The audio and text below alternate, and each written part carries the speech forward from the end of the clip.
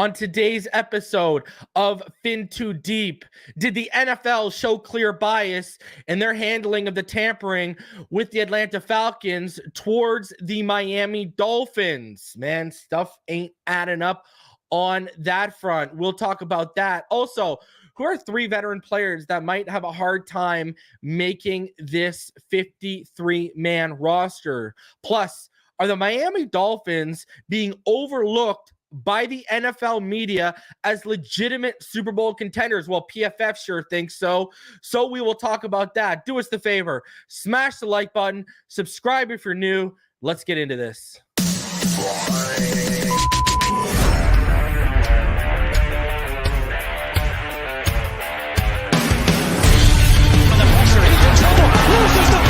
Touchdown! Got it! You have got to be kidding me.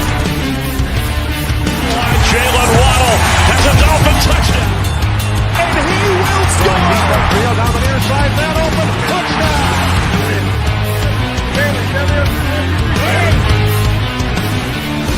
The run from Tua Tagovailoa. Touchdown! He's going deep. He's got it for a touchdown. He's in. Touchdown!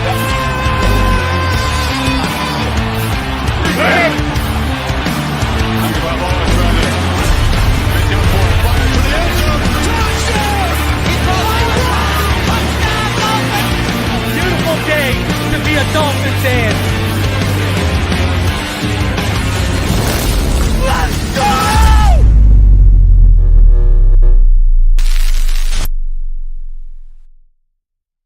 You're listening to Fin Too Deep. Tua back to throw. Blitz coming. They get to him. No, he takes off running. And he's in. Touchdown, Miami. With the sixth pick in the 2021 NFL Draft, the Miami Dolphins select Jalen Waddle. Giving you unfiltered, informed, and controversial takes on the Miami Dolphins and the NFL Draft. Here's Reason and Neal. What is good, Fin Nation? What's good? It's your boy Reason. We are back here for another one as we dive Fin Too Deep with myself and Neal Driscoll. Neal, I mean, we got some hot topics that happened today. We're going to talk about in a bit, but we have officially entered the lull of the season, of the off season, that is. You know, man, we are about like what?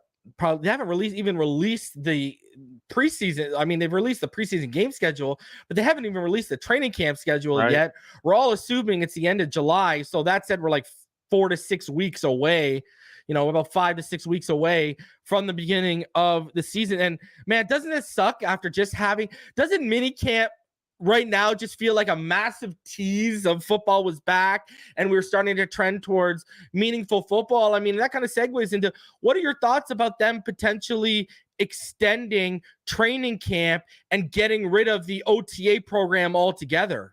Yeah, it's one of those things that, when you get these mandatory mini camps, you get a taste of football. And then when they're over, you realize how far away September really is. Yeah, I know. And that's kind of where it is. It's like, it's one of those things. Of course, we all want our team to go win a Super Bowl, right? But there's nothing like waking up on a Sunday morning knowing the Dolphins are playing, whether it's 1-4, whatever it may be. So we got a long way to go. But I think the good news is in the meantime, the Dolphins are accomplishing the business aspect of football, right? Getting Chop locked up today.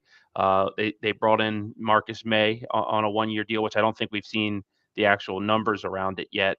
But when it comes to extending anything in the offseason, man, with them extending the regular season, I'll be honest, man, it's one of those things for me that the less offseason activity, the better. Because, we felt firsthand last year when Jalen Ramsey went down for an injury, and luckily he came back sooner than I guess was anticipated. Mm-hmm. But, it scares me, man, all those offseason, because it can be a regular Tuesday practice and your whole season can be turned upside down. I think it's important the players get their work in. But for the Miami Dolphins, I hope that when it comes to the preseason, that Tyreek Hill's not on the field a lot, Jalen Waddle's not on the field a lot, Tua's not on the field a lot. Keep the most important guys on this roster, upright, and let some of these young guys that are fighting for roster spots and some of the veterans that are fighting for roster spots earn their keep out there. So, don't extend anything for me, man. Well, Neal, why do you got to promote this? Because now you know what this leads to, huh? This leads to more Gavin Hardison play, and that's going to lead to more Gavin Hardison. Oh, he's the QB1. He's the QB1. That's, you know where this all leads, my friend. Oh my God. More quarterback controversy. But I will say I'm actually excited to watch Gavin Hardison a little bit because, you know, I don't know. I have a weird feeling, and I could be totally off, but I have a feeling Mike White might not make it through the whole kind of off season and be the backup quarterback. I just have a feeling that Skylar Thompson's going to supplant him. I don't know why. I think Mike White's a serviceable player. You know, I don't want to see either of them on the football field, but I do think that Skylar's shown a little bit more in his time here than Mike White.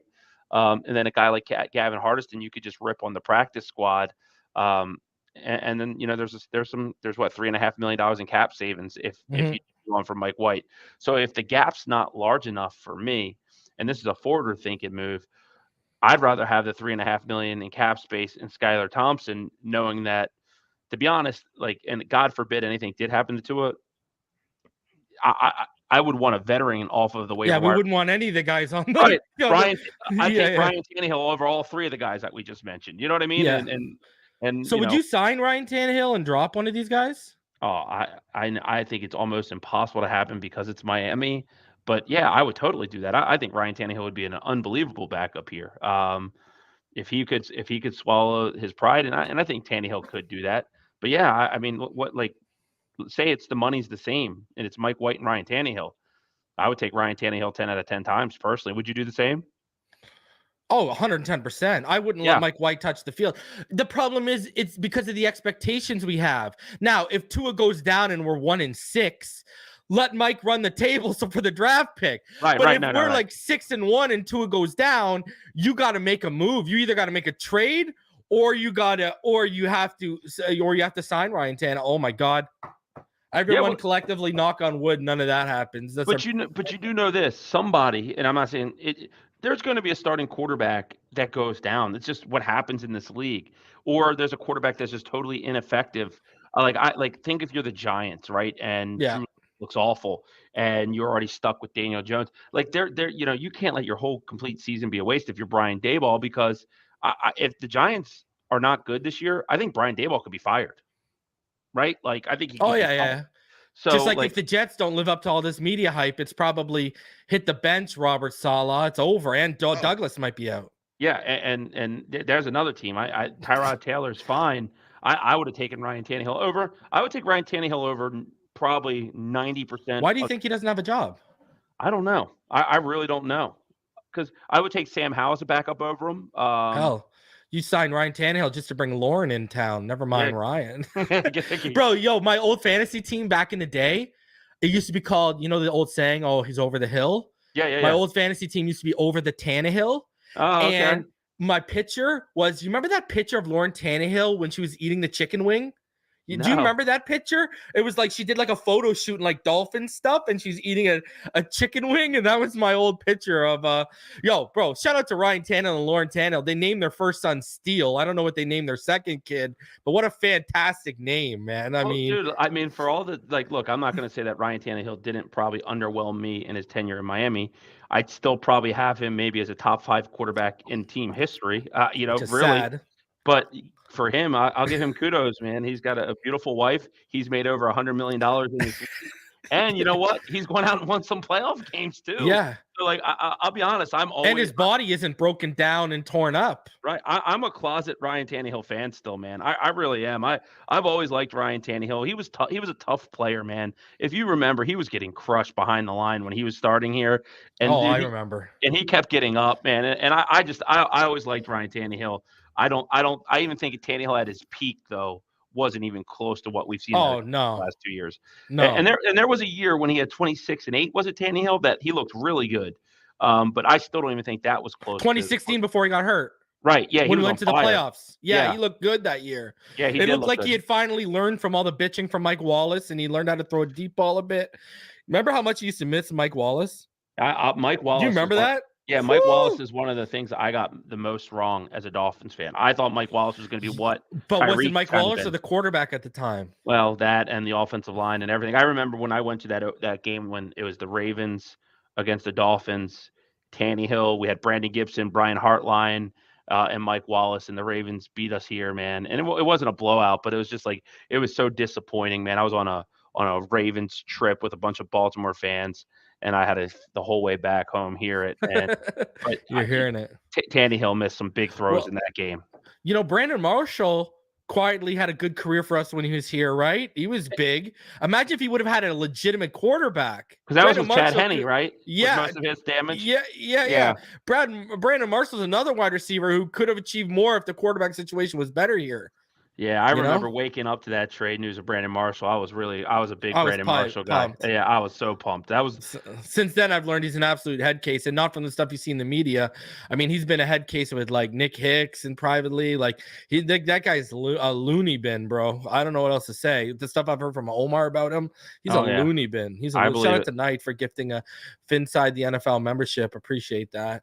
Yeah, man. If you think about it, we've had some. They've swung on receivers, that's for sure. You know what I mean? You know, yeah, dude, they've swung on a lot of things. Ndamukong Suh. I mean, I'll be honest. The Dolphins have tried to build a winner here, many different ways. This is the best they've done at creating something that I think has sustainability. Where a lot of times you knew it was going to fall off quick, right? Like when you were paying defensive tackle, quarterback money.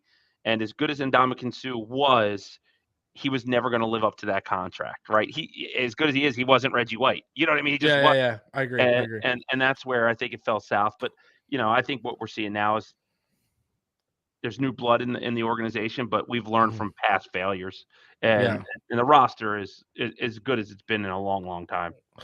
Yeah, since the early 2000s, right? Did y'all see Brewer was ranked the 11th center by PFF? You want to have a seizure? Guess who was number 8? Ted Karras. Yeah, and he just got re-signed by next year. You want an even better seizure? Who is number 1?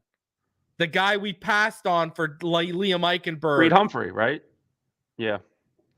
Yeah, I saw it then. If you remember, David Andrews visited Miami that year. He was a free agent. I think he was 5 or 6 on that list, and he decided to stay in New England. Yeah, he's 6. Yeah. I was surprised to see him that high. But like, see, here's the thing with me. If Aaron Brewer turns out to be the 11th best center in football, I'm great with that for $7 million a year. Right? Like that's I think he's gonna be. I think people are gonna be very surprised. The things they're like, I talk about this all the time. Tennessee would actually pull him across the backside because of how athletic and quick-footed he is. Right. They're gonna be able to do things they weren't able to. Like, remember, we're talking about the coach, Mike McDaniel, who shocked everyone when what did he do? Remember when he motioned and then pulled across the backside Trent Williams? Remember when he's putting Trent Williams in motion? Yeah. People are like, what the hell is this guy doing? They're going to do stuff with Aaron Brewer. I'm telling you, man. Yeah. You know what I mean? I agree. I agree. But that was cool to see, I don't take everything Pro Football Focus says as gospel, but I do think it's pretty cool to see that at least, I just want this offensive line to be in the top half. And I think our offense will be everything we want it to be. And if he can be the 11th ranked center, we have Armstead, who's a top 10 left tackle. We have Austin Jackson, who's a top 10 right tackle, and we just get one of the guard situations to pan out. I think we'll be more than fine. Okay, Lorenzo says reasons killing the Dolphins content. One place to listen, maybe a few others, not money. Speaking of that, so I tallied. I gotta make this announcement because I tallied all of you guys, all of your votes from back in February. All right, and I took the top 10 you guys voted on to come on the show for that content creator show that I said I would do. All right. Just to give you guys an update on everything. Here is where we're at right now. Dudley Do Wrong received the most with 34. TD Finns Talk was second with 33. Omar Kelly was third with 30. Big O Show was fourth with 28. Ball Game was fifth with 25. Neal was sixth with 23. Alain Poupart was seventh with 22. Richmond Webb was 8th with 18. Kyle Krabs was 9th with 15, and then the 3 yards per carry guys, they were 10th with 11. So Alf has confirmed he'll come on. Neal has confirmed he'll come on. Ballgame and Dudley and Richmond have also basically confirmed. Richmond and Ballgame are just about what day. Here's the deal. Omar Kelly wants me to have a chat with him, so I'm supposed to have a chat with Omar Kelly. I'll figure that out. Alain Poupart has said, hey, I'll come down. It just basically depends on the day. So he's basically in. Big O Show has said he prefers to do a one-on-one show with me than join a panel. So I'll bring Big O to you guys. We'll do a one-on-one show. We did one 2 years ago. We'll do another one for you guys want it. I'll deliver it. The only one who has said he is not interested is TD Finn's talk. So I pretty much, I'll be completely honest with all of you. When I first pitched this back in February, I was hit up by Dudley, and he had told Dudley privately that he didn't want to do this show. So he told me directly in so many words that he didn't want to do this and he's not interested. And it's kind of basically because the fact of the matter is these two platforms don't really get along and have conflicting views. So I'm not going to go into the exact details, but he said he's not interested in it. It is what it is. I'll tell him I'll tell you like I told him. We don't have to like each other. We don't have to get along. I'm here to give the fans what they want, what they voted on, because if it wasn't for the fans, we wouldn't be in this position to be successful. We wouldn't be in this position to have a voice like we do in this community.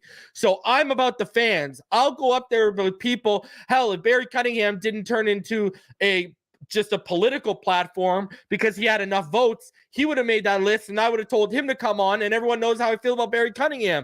But I'm about giving the fans what they want, because without the fans, none of this happens. None of this exists. But like I said back then, and like I'll tell you guys, some people, you aren't their first priority. So that is what it is. People are going to let either their feelings get in the way. People view you guys as cash cows, whatever the case may be. People might be afraid to come up here and get eviscerated by people. I don't know.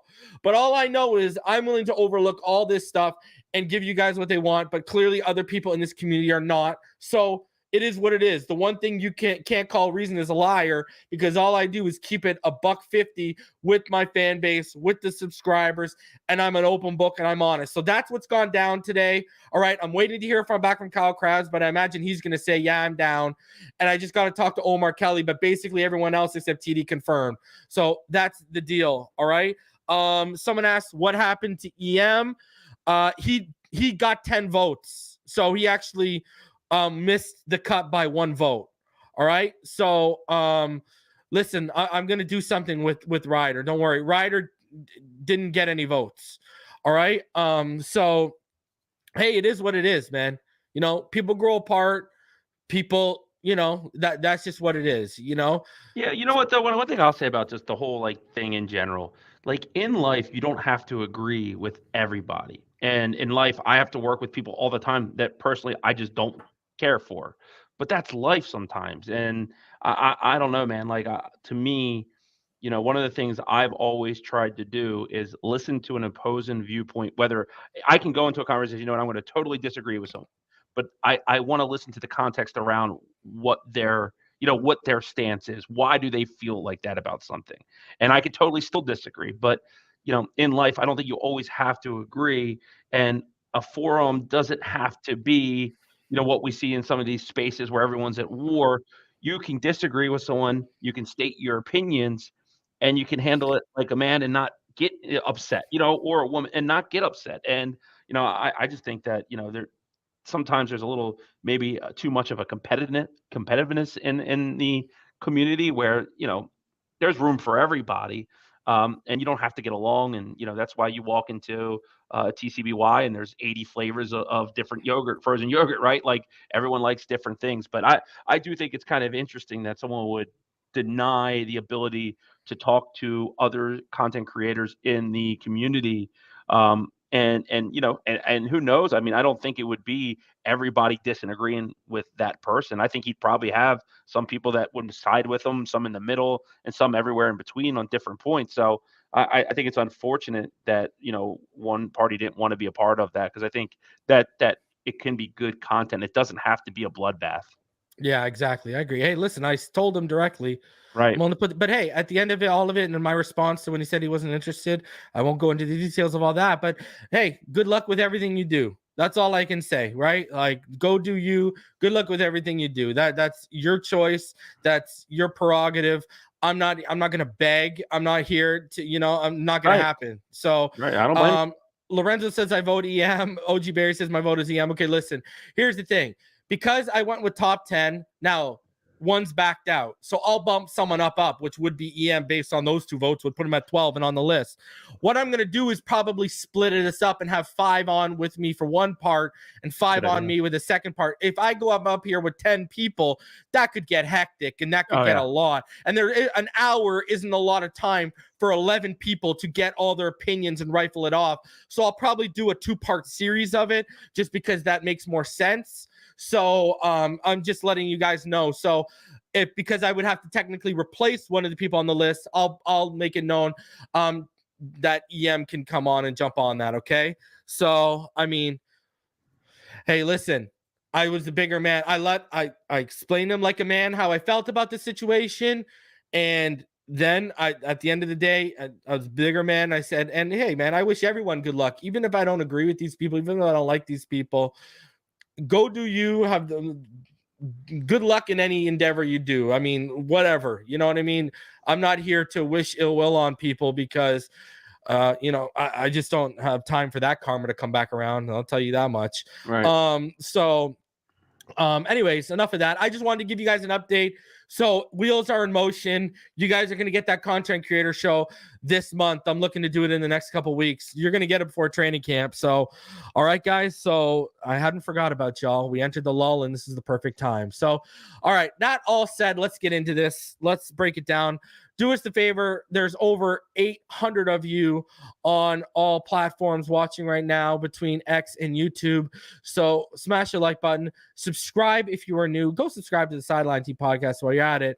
But let's get into this. Let's talk about this. So today, there was a punishment handed down by the NFL to the Atlanta Falcons. Let's show everyone exactly what we're talking about, Neal.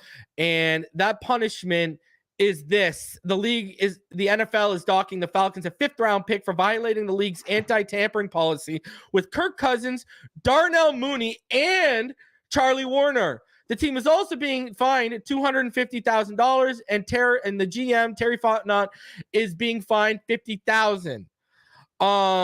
Okay, Neal, the Dolphins, okay, for tampering with Tom Brady, all right, as well as Sean Payton, technically, we lost a 1st-round pick. We were fined $1.5 million for tampering, all right. Stephen Ross was freaking suspended. All right. I mean, we got. Didn't we lose a 3rd-round pick and too? we lost a 3rd-round pick. Right. We lost a 1st round in 2023 and a 3rd round in 2024. All right. Then you got Ross was suspended until October 17th, basically, for the first half of the season, right? Right. He wasn't allowed to attend any league meeting prior to the annual meeting. He was removed from all league committees, and he was fined $1.5 million. And don't forget, Bruce Beal, the vice chairman, he basically wasn't allowed to attend anything for the remainder of the 2022 season. He was fined $500,000.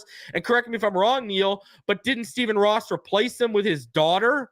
Right. In terms of the heir to the Dolphins throne, and both were tampering with a quarterback, but they were tampering with 3 players. We were tampering with a player and a coach. Now, let's be honest here. Do you think this is a clear bias?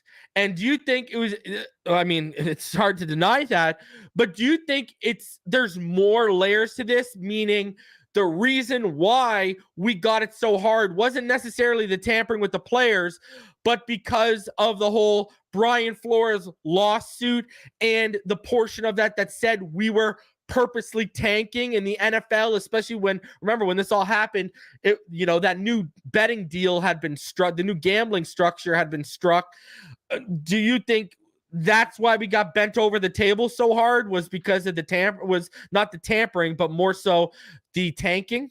Yeah, well, first of all, Arthur Blank's in like the good old boys network of the NFL owners, right? He's a good owner. He's kind of calm. He does, everything kind of the way with a halo over his head. So I think that Stephen Ross was made, and the Dolphins were made an example of. First, the profile of the player that we were flirting with was Tom Brady, right? That there's not many bigger names in football because of that, but I think they did wrap in some previous debts into this punishment for the Dolphins, where I think, the tanking thing is definitely in consideration here.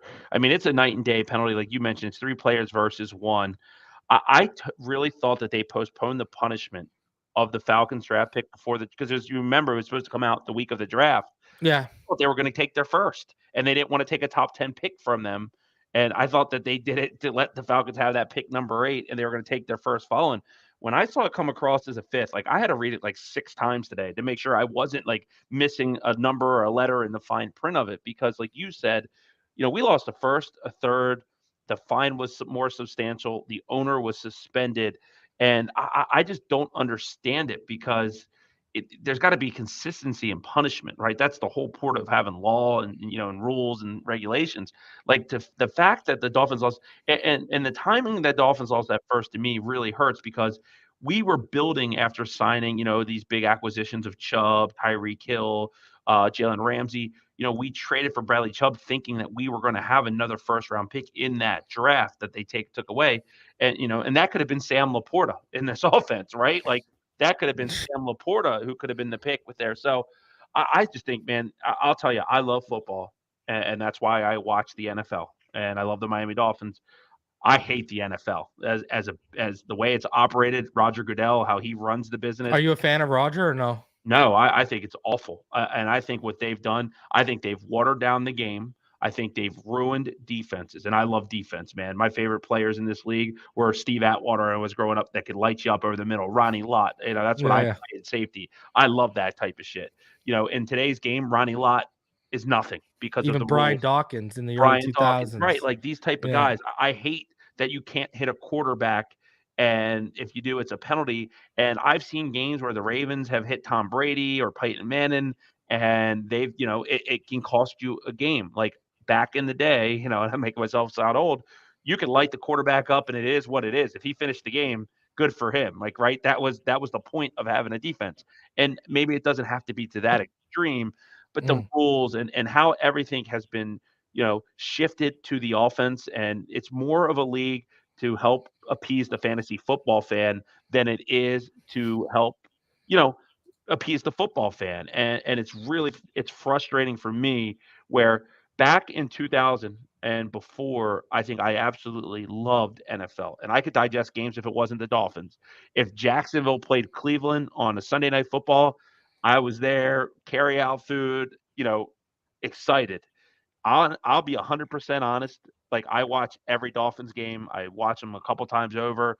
But if the Bills are playing the Bengals, for example, 2 teams that are top-level AFC football teams, if I'm busy, man, I don't go out of my way to watch it like I used to, because I think the rules suck. I think Roger Goodell he's made it all about making money, not about football. It's a business, a sport, and everything's shifting in that direction. But I think football, it's just crazy. And I'll be honest, the officiating of the league, it has too much of an impact on the game. And it helps you sometimes and it hurts you sometimes. But the one thing that's consistent is that the officials of the NFL are inconsistent. And, it depends on what crew you get. And, like, there's even bets and wagers you can make on penalties on certain crews getting the jobs. Like, that just tells me that it's not an even playing field, man. So all the international games, right? Like, right. Well, like, look, if this was a 2nd-round pick, I'd be on here saying, like, look, it sucks the Dolphins got a more severe penalty. Yeah. A 5th-round pick. Okay, so let me ask you this. What did Tom Brady get for Deflategate? I know. Hey, okay. So let me ask you this. So they said the violations are considered logistical, administrative, such as making travel arrangements after the players had agreed on terms and did not involve contact prior to the negotiating window. Do you think that's the route? Yeah, but I think it's just them protecting themselves. I think you nailed it when you started this conversation. Because the Dolphins tampered, because Brian Flores had this lawsuit loaded up, I think that this was a move to punish the Miami Dolphins and to kind of take out one of their feathers, right? Like I think that's what they tried to do here. And look, we had back-to-back playoff seasons, right? Mm-hmm. But let's imagine on the Dolphins team last year, we had one more bona fide first-round pick. I said Sam Laporta. Let's say it's We an could have interior, used them when guys were right? banged up. Well, let's say it's an interior offensive lineman. Let's say it's another cornerback when Ramsey and Xavier Howard were battling. Who knows what it could have been, right? But it could have also been the replacement for Christian Wilkins, right? Like that, like not having a first round pick when you're planning on it that late in the game can cripple you. And you've had to pivot, and I think the Dolphins did a nice job of pivoting. But like to me, there's no doubt in my mind the penalty was way too severe for what they got caught doing. And I don't think they deserve no punishment. I think the Dolphins should have been punished. I think the standalone third round pick, taking the first out of the equation, and the fine would have been due diligence. I think that would have been fine of a penalty. But the first round pick to me is just when things get hairy, where this is not apples to apples. But it's not that far off that one team gets pretty much unscathed with a fifth round pick. They can get that back in the compensatory formula. We lose a first and a third round pick, and where the Dolphins' window was, those picks could have paid huge dividends to a really good roster. So it is what it is. But I was really pissed when that punishment came down. Seeing this makes me more mad, and it kind of cements my feeling that the NFL is just it's a clown. It's run by clowns. Well, I mean, you made a good point about talking about how he's made it more of a business than a sport. If they were taking this sport seriously and if they cared about the fans, do you think they would have let the Dolphins and Kansas City Chiefs play in those conditions in the playoffs? I mean, you had literal fans. You had they said there were over a dozen fans reported to the hospital with frostbite. You hear players talk about how cold it was, and it was almost like it was burning their skin. I mean, you know what I mean? Like, if they truly cared about their players, the sport itself, and the fans, another example like of bias against the Dolphins, and you can throw the Chiefs there too. Would they have allowed that game to happen in those conditions? They would have moved it. And if they cared about the players, they wouldn't continue to extend the schedule. Not only extend the schedule, make the schedule more brutal for the players. It's science that if you play a football game on Sunday and you play a game on a Thursday following it, you're more prone to injury than you were if you're playing every Sunday, right? And I get it because it's all about TV deals. It's all about money, and that's how the cap goes up. So it kind of does help the Dolphins in the grand scheme of things. But look, they care about their players enough that the fans show up to the game, and the NFL is making billions of dollars hands over fist. That's how they care about it. To me, it's all about that. And look, you have to be like that, or that's how organizations, no matter how big they are, right? The whole blockbuster theory. If you're not innovating, you're becoming a dinosaur. Like you probably had to strengthen the NFL as a business. But like, I think they did a complete 180. It's all about the business. Like these new TV deals, like just as a fan, if you want to watch all the NFL football games, you need to have cable, Netflix, Peacock, YouTube Plus. You need to have everything now to go watch these games. So there's a lot of cash grabbing going on, but this to me, this just definitely. Well, and look what they even did to their own website and to NFL Plus. They like dumbed down NFL Plus and the All 22. Like they don't want to give that to fans. They dumbed down their own platform just to appease all these different platforms you're talking about that you now got to go subscribe to watch the stuff. You know what I mean? Like, right, dude. I don't know. The Dolphins played the Chiefs in that playoff game, right? And like 75% of the bars in Baltimore where I live did not have the game. Like, how crazy is that? A Chiefs-Dolphin Saturday night playoff game, and 75% of them didn't have the game. Yeah. Right? Like, that's just insane to me. What do you think about this? That Jason says international games take away from season ticket holders. And like, look at someone mentioned in the chat. The prices are going up. And they're going to Brazil. We're looking at what the safety is right now for your players going to Brazil. They don't care. Right. Right. I don't know. And I don't want to get too crazy, and I don't want to go down a tangent. I was surprised as hell they stopped the game when the DeMar Hamlin thing stopped. I was shocked. Yeah, so was I. Yeah, I was shocked that they did that because, like, they're like Vince McMahon after Owen Hart dies. Get back out there. Give them what they want. Honestly, man, you know what I mean? You said it. That's exactly what I was thinking in the back of my mind. Like, that's exactly what I was thinking in my mind. Yeah. But it's a shame, man. It's a shame, and that's why I'll say this. Why I like what the Dolphins are doing in the team building philosophy. Where are they spending a lot of their money?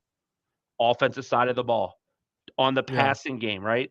That's where the rules favor you, right? When you have Tyreek and Waddle, that type of speed, and a quarterback that throws the ball downfield, like that's where the Dolphins are spending their money. So they're yinning with the yang of the NFL, where the NFL is gravitating and saying, this league is going to be high scoring. It's about fantasy football. It's about quarterbacks breaking every record that it was ever held before, right? It's not even the same NFL that Dan Marino played in anymore, right? So you can't even look at Dan Marino's stats and compare them to Kirk Cousins, because Kirk Cousins might surpass some of Dan Marino's stats, where, you know, Marino probably could play the game left-handed and blindfolded and be better than Kirk Cousins, right? So I think it's one of those things that, you know, you just got to deal with it as a football fan, man, because, you know, they're the kings of the mountain right now in professional sports, man, and they're making money hand over fist. Roger Goodell's pulling what, $45 million a year right now.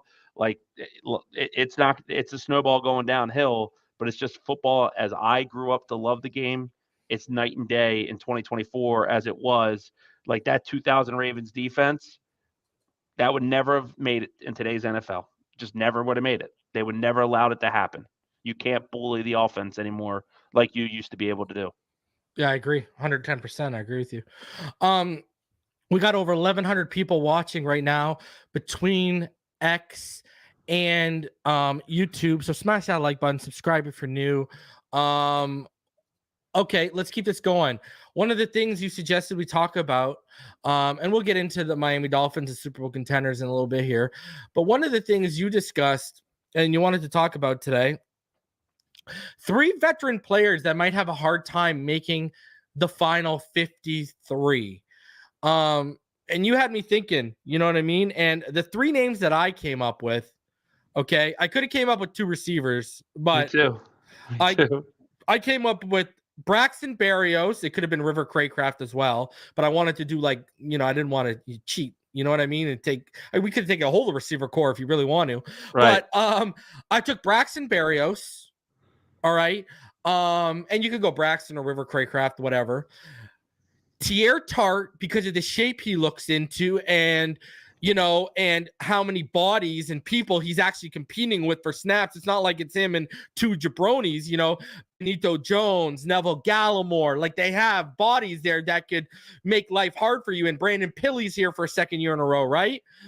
And the 3rd one I came up with, now, see, this is where we get shady. He's a 2nd year player, so I guess he's a veteran to the Dolphins. Sure. Julian Hill. Okay.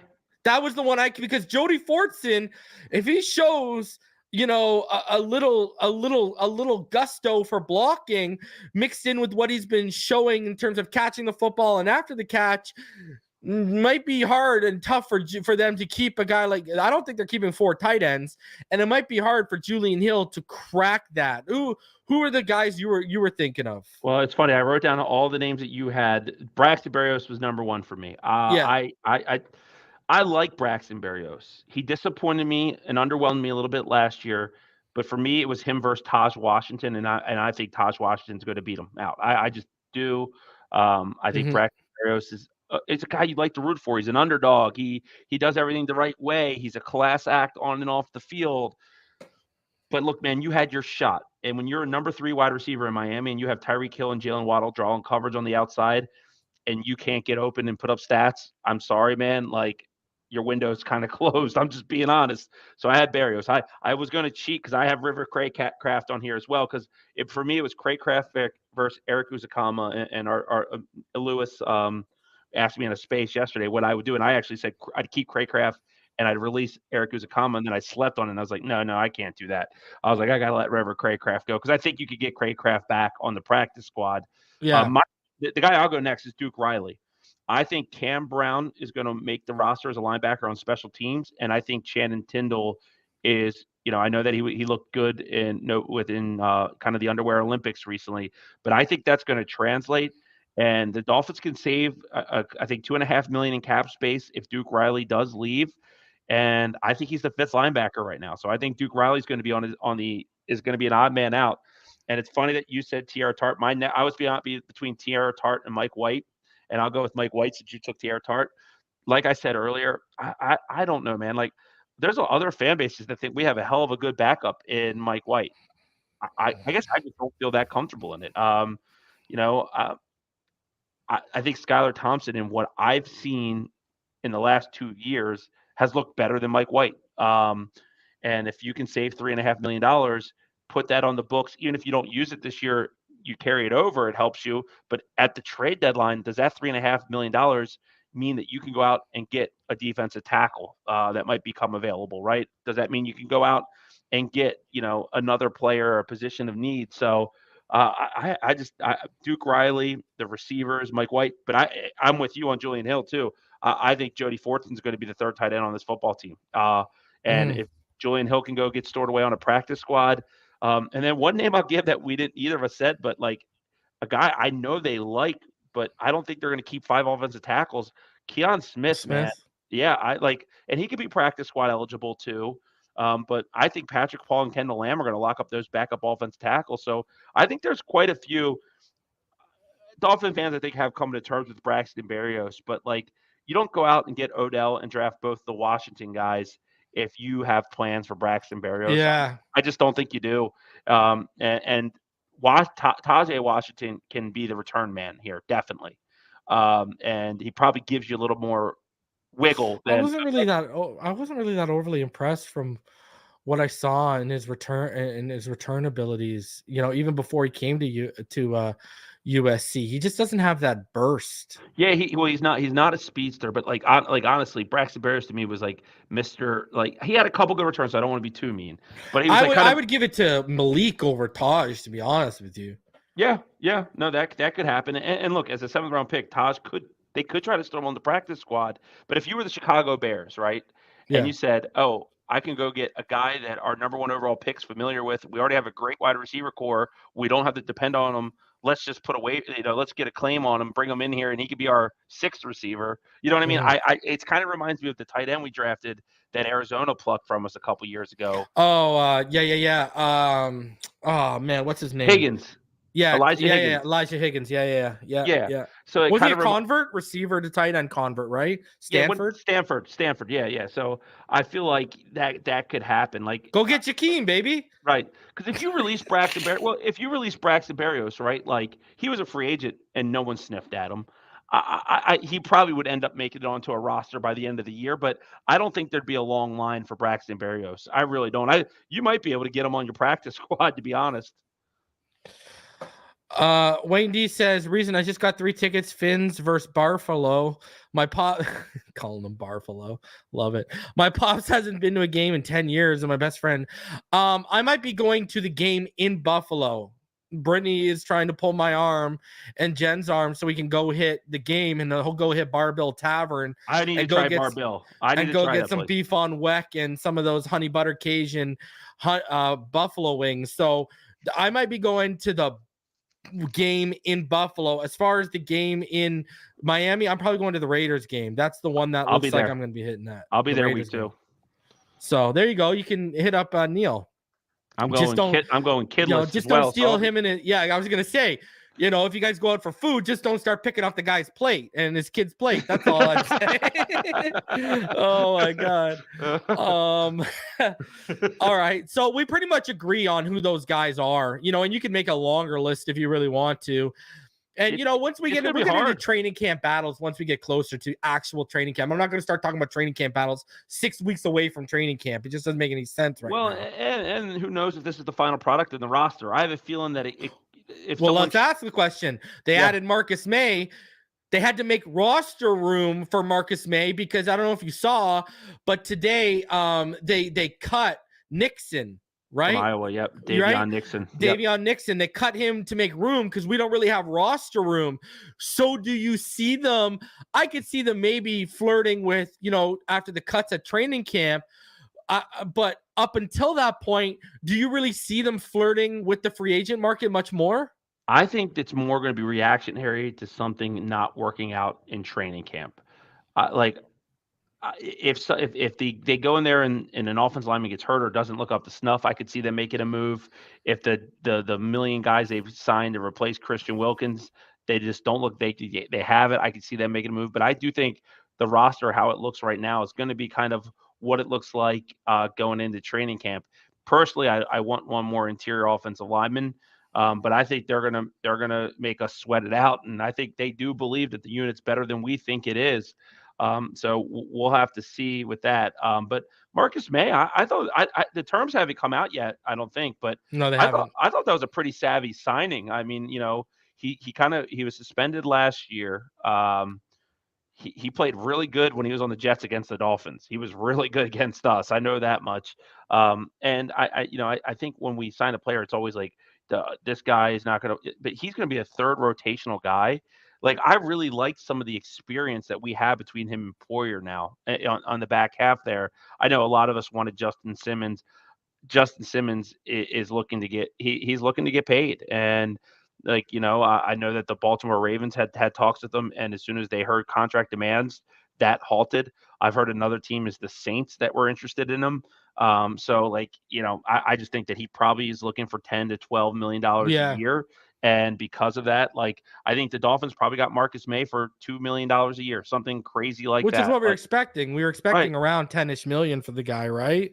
But it makes me feel a lot better about the safety room now because Needham is the versatile piece that you have. Does it make you, if he's demanding that and no one's biting, how does it make you feel for Javon Holland's contract talks? Yeah, I don't. Because I had a Patreon hit me up, I had a Patreon hit me up, okay, and they said that they were on Javon Holland's recent Instagram live, and they asked Javon Holland about his contract situation, and I'll read to you because I'm sure that they don't care if I make this public or whatever, right? But so it was a gentleman by the name of Brandon. And what he said was this is what he basically said. He asked him about his contract opinion, how he feels about him not resetting the market. And basically, paraphrasing, but it was obviously I'd like to stay in Miami, but whatever happens. It's no love lost, right? And he was basically saying he was not really stressing about it. And in terms of wanting to reset the market, he basically said something along the lines of, I obviously want to get the market right for the people that come after me. But if the Dolphins, the Dolphins don't do it, then they don't do it. I'm going to let the chips fall where they may. That's what Javon Holland said. Christian basically. Wilkins. That's what have we been saying for that's exactly what we've been telling people. Get ready, baby.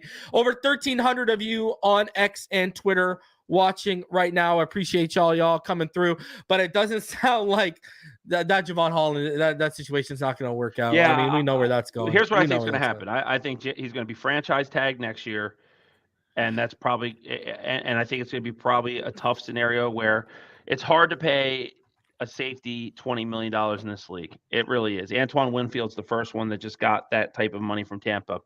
And look, I see a name being floated in the chat that I was going to pose this as a question. It's funny this name was mentioned to you because I always think about the move the Dolphins can make at the trade deadline, right? Okay. And it's not a safety, but I think the Buccaneers are going to be a really bad football team. You think that they're not trading Antoine Winfield if we're going down that. No, not a safety.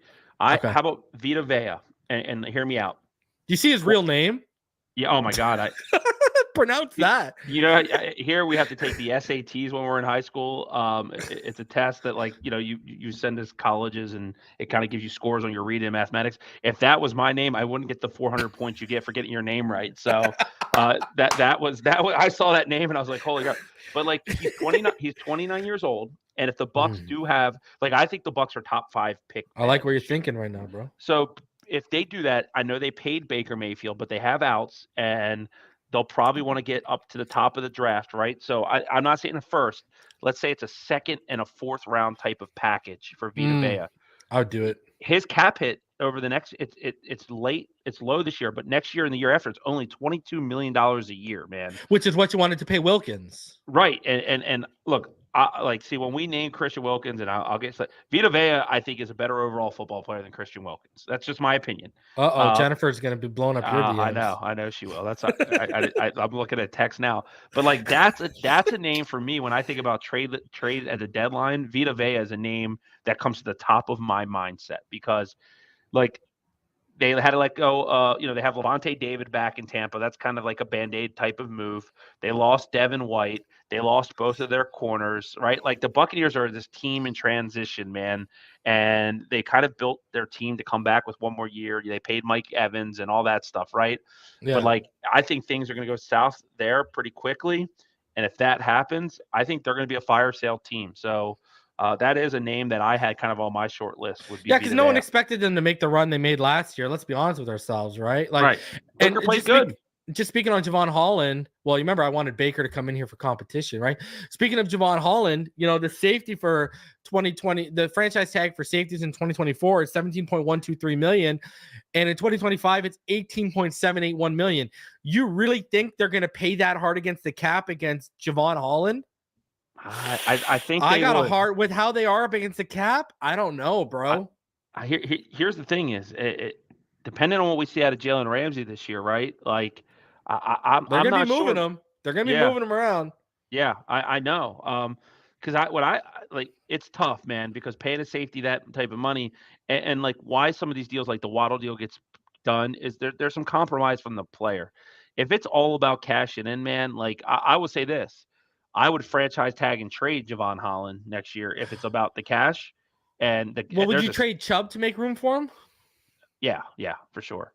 Yeah, I would move on from Bradley Chubb to pay Javon Holland for sure. There's a safety next year, Malachi Starks from Georgia, man. Yeah, he's a beast. Oh. Yeah, I've watched a bit of him already. He's a beast. And then Sebastian Castro from Iowa could play corner and safety. Yeah. My boy Ryan Roberts was put me on to Starks. He's Malachi, a monster, dude. Malachi Starks to me is going to he's top 10 good. We say this now, and then who knows what happens in the college season? You know what I mean? Jesus Lord. Yeah, so it's going to be a big defense. It's going to be a big defensive draft. Last year was offense. This year's going to be big defense. Yeah. So the Cleveland Browns, they were on this list, but the PFF put out a list, and it was basically talking about 5 overlooked teams ahead of the 2024 season. So you can see right there, they had the Browns. Their second one on the list was the Miami Dolphins. He said the Dolphins are tied with the Jets for the 11th best Super Bowl odds. Sure, it's understandable for people to be somewhat down on them given how the 2023 season ended, alongside the fact that the Bills and Jets are in the same division. However, this team was in the hunt for the AFC's number 1 seed in week 17 last season. They are the only team in the NFL that fielded 2 wide receivers who earned a 90+ receiving grade last season. Tyreek Hill averaged 3.72 yards per route run, the highest mark at the position since Jalen Waddle tied for 10th in the same metric at 2.52. Quarterback Tua Tagovailoa's 88.6 passing grade also led the league. So this offense is still capable of powering the team to the top spot in the AFC if it can get off to a fast start in 2024. Now, I know Dolphin fans and some content creators who look at this roster, they aren't writing them off as legitimate Super Bowl contenders. But would you agree that in the media we're being overlooked? Because I would tend to agree with that, because I think the Jets have the hype that we should have. Everyone's acting like Tua just didn't lead the league in passing. You know what I mean? People aren't acting like, Tyreek was the first receiver in back-to-back years ever to have 170 targets and 17+ 100 yards in each season. I mean, he's 1 yard away from 1,800 last year. Jalen Waddle was hurt, and he can be even better. Look at how much better we've made that running back room. That should be scaring the hell out of people. And our offensive line is healthy. Plus, we've added some pieces. I mean, PFF themselves, I don't know if you saw it, Neal. I know Knight said earlier about Brewer's ranking. I don't know if you saw. Did you see the cornerback rankings where Ramsey was 6 and Fuller was 8? We were the only team with 2 in the top 8. So they think we got the best quarterback duo in the NFL. So what do you think? Are we being overlooked as a contender, and are people more focused on the contract situation and overhyping the Jets? Yeah, and I would say a majority of outlets. There's some that have the Dolphins win the division, but a majority have the Dolphins in third place when all is said and done. They have the Bills and Jets fighting for the division, and Miami falling in third. I think you see a narrative, and people gravitate towards that. And I say it took everything in the world to happen That's in Vita football. by the way. That's his cousin talking. Oh yeah, I saw that. That was cool. Yeah. It takes everything in the football world for the Dolphins not to win division. A meltdown against Kansas City, against Kansas City. Wow, oof, against Tennessee. A litany of injuries that really is as bad as an injury list as we've ever seen since 1993 with Marino and his Achilles. Right, like we went through so much, and I don't think it was the weather that cost us the playoff game. I think it was that we ran into the best player in football and the best team in football last year, and we lost. And it is what it is. So all those Bills fans and Ravens fans that pound the chest that the Dolphins can't win in the cold and can't win, they lose to Patrick Mahomes just like us. So there's not anybody in this league right now that could go say, "Hey, I beat Patrick Mahomes," other than Joe Burrow and Matt Stafford, right? Like that's it, right? That's so it. that's the list. And Tom Brady, who's retired. Right, who's retired. Yeah. So everybody else is the same fraudulent team that the Miami Dolphins are, if that's what we're calling Agreed. them. The most overrated player in football right now is Aaron Rodgers to me. And I know this is a hot topic, and if you read my timeline, people think that Aaron Rodgers is going to come in here and be the MVP that won 4 MVPs. He was not that player the last time we saw him with the third-ranked offensive line. Maybe and it's like, oh well, he didn't have Garrett Wilson. Okay, Garrett Wilson's a good wide receiver, but it's not like he's light years better than the players he had.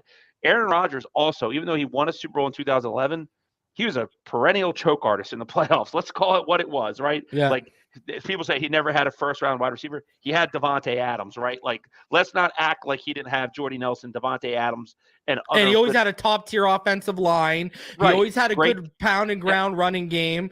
You know Aaron what I mean? Jones, they always had a good defense, right? When that year in 2011 when they won, he had a top 10 defense. Right. Well, I think that Aaron Rodgers is a top 10 quarterback of all time, but I think also Father Time is undefeated. When I saw Peyton Manning unable to throw 15-yard slants, I said, "Damn, age is a real thing."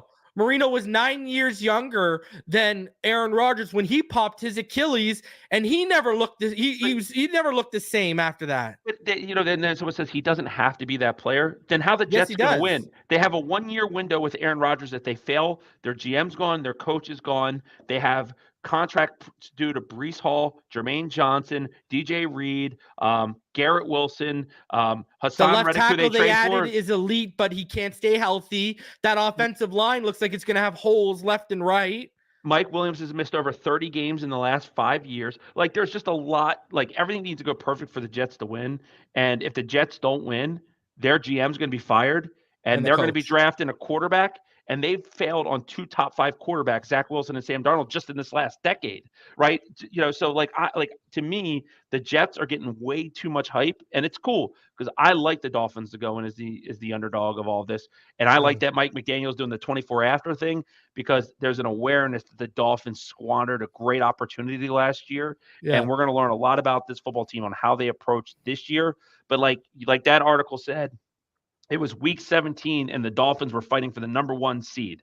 And it's unreal. Yeah. But I don't want to make it. Aaron Rodgers wasn't a top quarterback the last time we saw him in Green Bay. He wasn't even a top 10 quarterback. Well, remember when we played them, on Christmas Day, up until it took Tua getting concussed and he was about to blow out Aaron Rodgers and the Green Bay Packers. It wasn't even close in terms of who was better in that game and that season right there. I mean, that's just a fact. I mean, I don't know what else to say. Tua had the same stats as Rodgers did, missing 5 games with a way worse offensive line.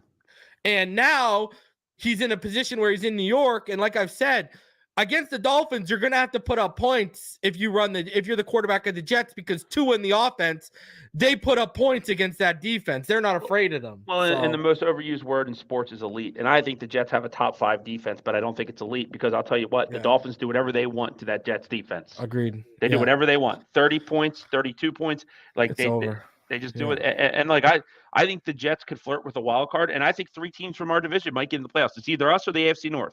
Right? Yeah, I agree. You got to be healthy, but that's the thing, man. I'm not going to argue with him. He was not a top No, quarterback in it's all football. good. So just finally here, I just want to just share and let people know what was going on.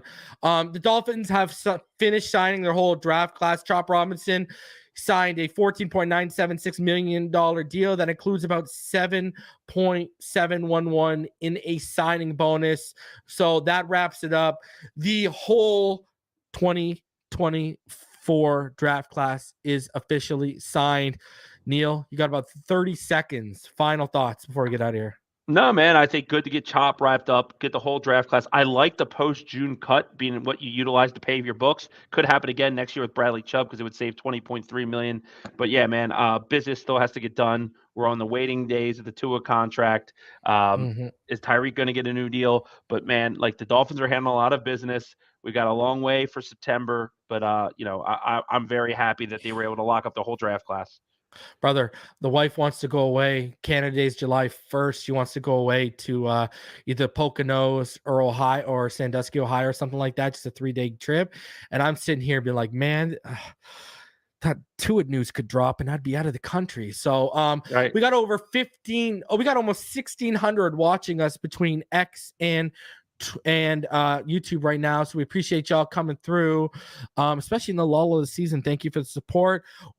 I'll be live on Sunday. Neal has got prior engagements, so it'll be me, Brittany, Jennifer, and a special guest host on Sunday for Dolphins After Dark at 8 p.m. Eastern. So be on the lookout for that. If any news breaks in the next 48 hours, I will be live and direct for all of you. Until next time, do us a favor, smash the like button, subscribe for new, and as always, fins up all day, every day.